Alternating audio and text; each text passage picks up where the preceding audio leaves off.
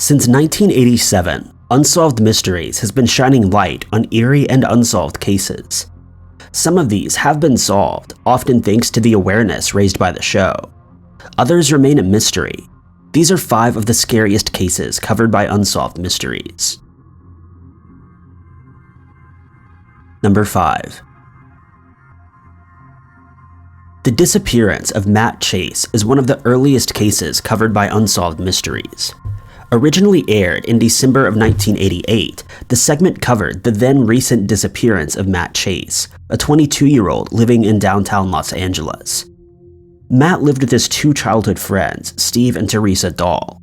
On June 8, 1988, Matt and Teresa had enjoyed a dinner out and returned home at around 11:45 p.m. It was only then that Matt remembered he needed to deposit his paycheck. Teresa lent him her car so he could head to the bank and asked him to buy cat food on the way back. The errand should have only taken around 15 minutes, but the following morning, Matt still wasn't home. Steve Dahl pretended to be Matt while on the phone to the bank, trying to get some more information about where he might have gone. It was determined that he'd used the ATM to deposit his check and withdrew $20. After that, there were multiple other attempted transactions made at the first ATM and other bank sites for between $100 and $300. Each one was denied because there was insufficient funds in the account. The Dahl siblings contacted police, who had access to photos from a secret camera at one of the ATMs Matt visited. Photos taken by the camera showed the grainy image of a second man beside Matt, looming over Matt's shoulder. He was slightly shorter than Matt, who was 6'2" and stockier. Given he was only just in the frame, the image only gave a blurry picture of the side of his face, but sketches based on the picture were distributed in an effort to find the man. Many people discussing the case today mention how eerie the man looked in the original footage. Matt's friends and family continued to search for him. At one point, they visited a homeless shelter where some volunteers recognized him based only on the photo and his driver's license. This gave them hope Matt was still alive. They theorized he may have been attacked by the man in the ATM photo and suffered from amnesia. Unfortunately, this doesn't seem to have been the case. 3 weeks after Matt's disappearance, the car he had been driving was found. There were no usable fingerprints found in the car, but there was a blue bandana believed to have belonged to the abductor. Only a few months before the episode aired, the first real development came, when Matt's remains were found in a ravine in Pasadena. He'd been killed by a gunshot wound shortly after he was abducted. Police suspected gang member David Menza was the perpetrator, and his girlfriend later identified him from the ATM photo. Menza himself was hit by rival gang members just 2 days after Matt vanished. The case is now considered closed. Number 4. The Tatum house haunting is one of the most iconic episodes from the early years of the show. Jim and Kay Tatum moved into a newly built home in Atlanta, Georgia in 1985. For the first 5 months of their time in the house, nothing strange happened. Then one night in January of 1986, Kay woke in the middle of the night and went to use the bathroom. While there, she caught a glimpse of a man walking past the door. It was dark, so Kay couldn't make out any details, but she assumed it was her husband. However, when she went back to the bedroom, he was still fast asleep. Thinking it must have been an intruder, Jim inspected the house but found no sign of anyone. Kay was certain she hadn't imagined it and began to think she must have seen a ghost. Paranormal activity centered around Kay for the next few weeks, with small things like the sound of coins being dropped into a bowl and someone tugging at the back of her shirt. It wasn't until February that Jim would get his first experience with the ghost. Jim usually woke hours before his wife, so Kay had a bell that she would ring when she woke up if she needed any assistance. One morning, Jim heard the bell and, thinking nothing was out of the ordinary, went upstairs. Kay was still asleep. The bell was in the spare bedroom where it was kept. Jim brushed this off, but it would happen again on 2 more occasions. Jim and Kay came up with a code. He would only answer the bell if it rang 3 times. Not long after, Jim heard the bell ring 3 times and went upstairs to see if Kay needed help. Again, she was asleep, and the bell was in the spare bedroom. As he turned to leave, the bell rang again.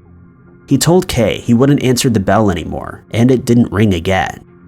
While it seems arbitrary from the outside, it's clear to see how spooked Jim was by the whole experience as he told the story of the bell. The Tatums moved out not long after. Number 3. The Black Hope Curse is about 2 hauntings in the same neighborhood. An upscale new-built neighborhood in Houston, Texas was built atop the forgotten African-American graveyard. Many of the deceased were former slaves. Sam and Judith Haney discovered bodies on their property after being told by an elderly man that 2 people were buried there. After Sam uncovered the remains of an old coffin, authorities were contacted and the remains of 2 crumbling skeletons were exhumed, along with their wedding rings. The couple decided to find out who the graves belonged to and were informed about the Black Hope Cemetery that had once been there, where their home now was. The bodies belonged to Betty and Charlie Thomas, who had died in the 1930s.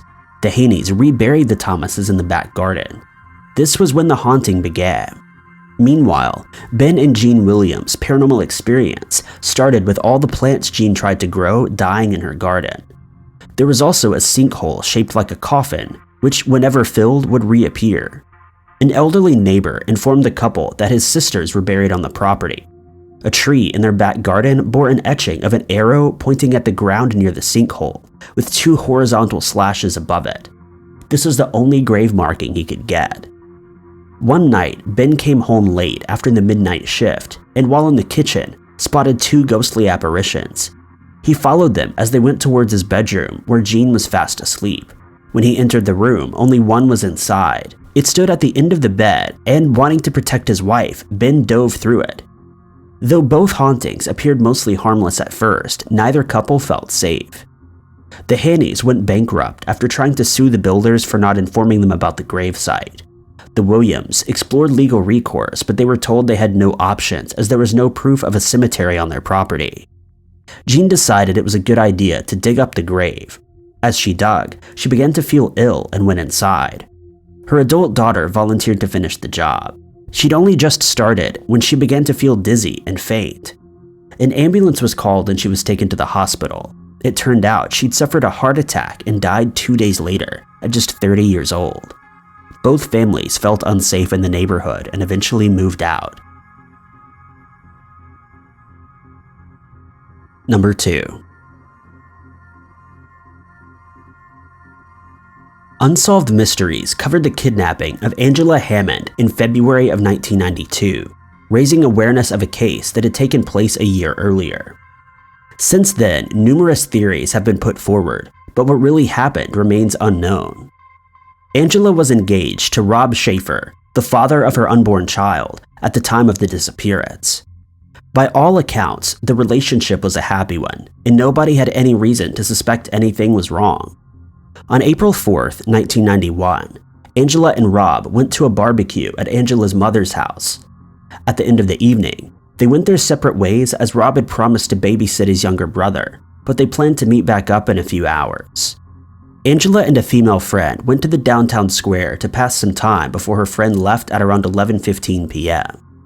Exhausted and deciding she would go home for a soak in the bath, Angela used a payphone to call Rob and let him know.